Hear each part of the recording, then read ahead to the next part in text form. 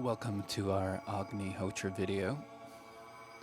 And now, in order to perform Agnihotra, you're going to need an Agnihotra pyramid that's made out of copper or gold, some organic cow dung, organic ghee, organic brown rice, a very precise clock, and some matches. I have a link to a company called Copperworks here, and I really strongly suggest that you get your supplies from them, especially the cow dung. They have a very nice setup that they have for the cow dung. And if you can make your own ghee at home. Brown rice is pretty easy to come by. Do not use lighters, however, just because of the chemicals and everything in the lighters. You don't want that getting into your setup. And basically, the purer the ingredients, the better.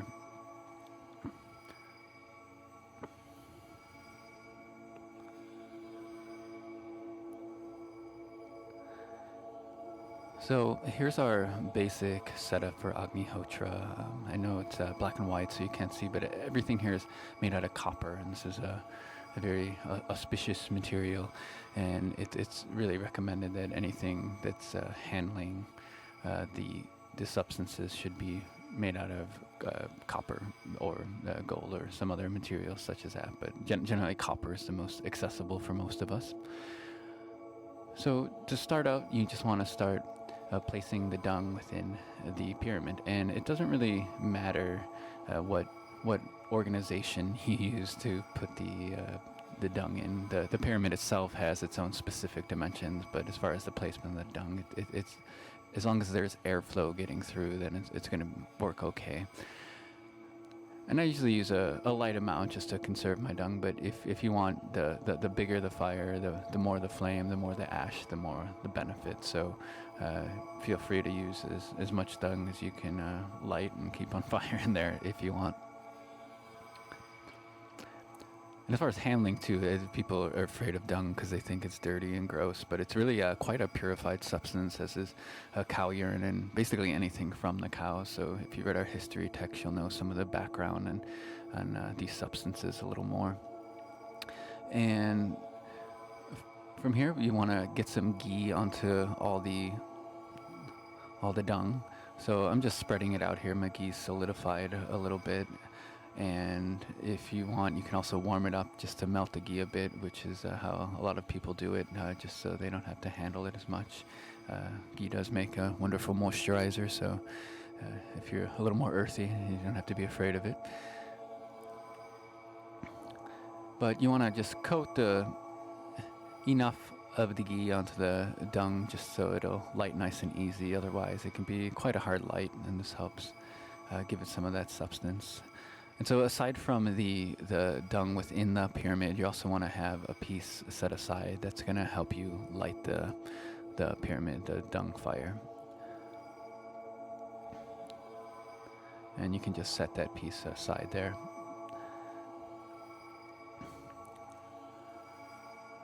And so the next thing you want to start doing is you get your rice. Once again, this is organic brown rice you want to use. Preferably, I mean, you can always use other things, but it's just not recommended.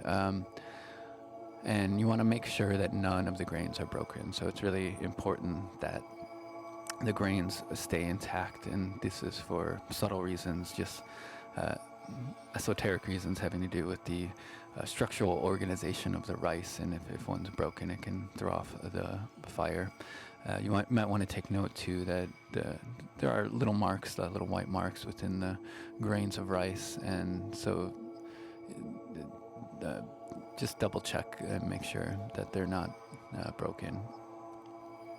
And you want to get enough in there. You just need a couple pinchfuls of rice. So I tend to use a little more rice in the fire just because when you do throw the rice into the fire, you want it to contact the flame and burn right at the time when you start saying the mantras.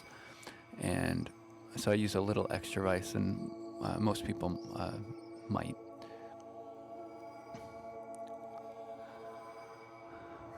And once you have all of your rice within the dish, and then once again, that's a copper dish to use, you want to coat some ghee onto this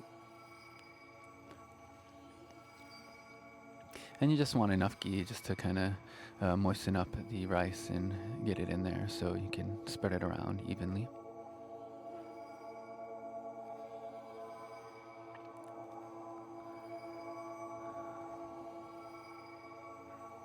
And just a reminder, when you're throwing the rice into the fire too, you want to be using your middle finger and your ring finger. So you don't want to use the pinky or the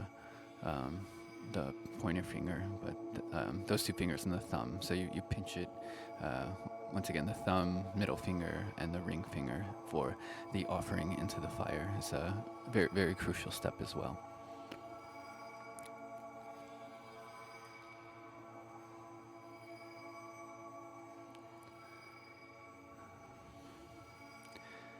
And you want to have your setup ready, prepared a little earlier than the fire.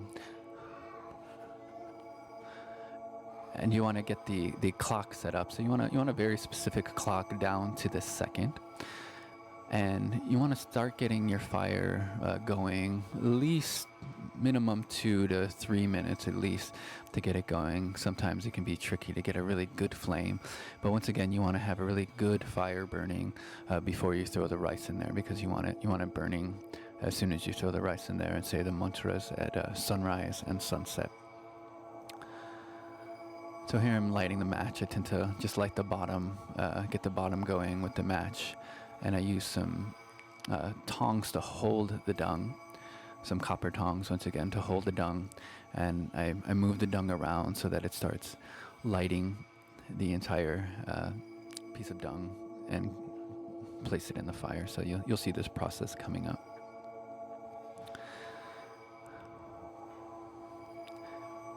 And so the mantras that we'll say, you say one set at nighttime and a different set in the morning. So one set's for sunset, one set's for sunrise. The sunrise mantras are Suryaya Swaha, Suryaya Idam Namama, Prajapataye Swaha, Prajapataye Idam Namama.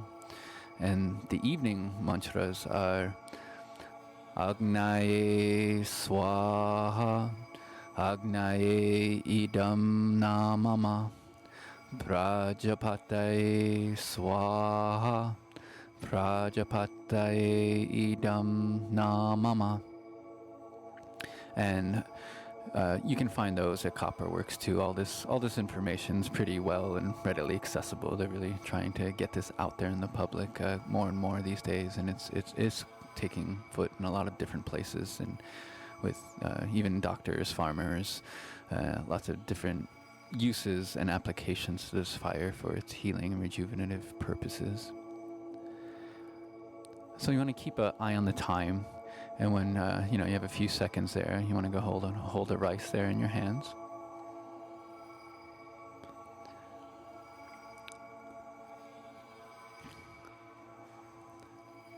And at the set second, throw the rice into the fire and say your first set of mantras.